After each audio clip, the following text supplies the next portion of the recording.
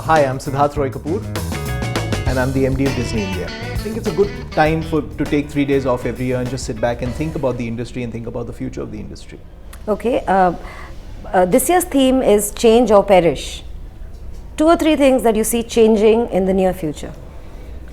Well, there's been so much change every year that, it seems a bit of a misnomer to say that this year's theme only is change or perish. I think that's the state of pretty much, the entire industry year after year. You've got to be able to keep yourself in tune with what's happening as far as audience tastes and preferences are concerned. Today, the audiences are used to being able to get things on demand, where they want it, when they want it, in the form that they want it in. And I think media companies need to be able to adapt to that change while at the same time ensuring that traditional business models that are monetizable business models are not left by the wayside, and that the new business models that come in play are also models that lead to further monetization of the industry rather than cannibalizing on what you already have.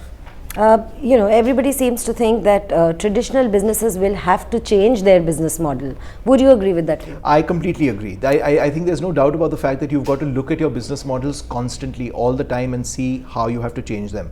There are some first principles though that don't change. I think the fact that you have to value content, one is that you have to create great content. That is not going to change. Now, whether you create that content for a traditional medium, as you would call it in film and television, whether you would create that content purely for digital, it's still got to be great, sticky content that people want to consume and enjoy. The second important factor, I think, would be that monetization is very important. You give things away for free, obviously people are going to consume them.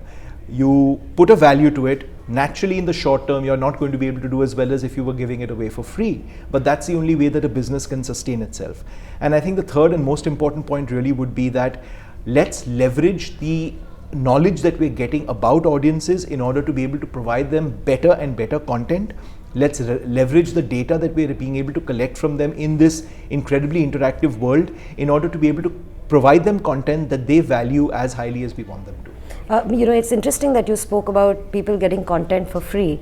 How long do you think this can continue, and when do you see people actually changing their business models and coming back to earning revenues? I think the issue really, as far as India is concerned, is because the volumes are so large in terms of the numbers, the numbers of people consuming content, the number of movies we make, the fact that we're the number 2 print circulation in the world, the number 3 TV audience in the world. We've got 250 million Indians already with smartphones watching content for 3 hours a day. The most tempting thing really would be a land grab of those viewers, to say that let me get as many viewers as possible to get habituated to my platform or my content, and if that comes at the cost of not charging them anything, then that's a chance I'm willing to take. I think that is a crucial mistake in the long run.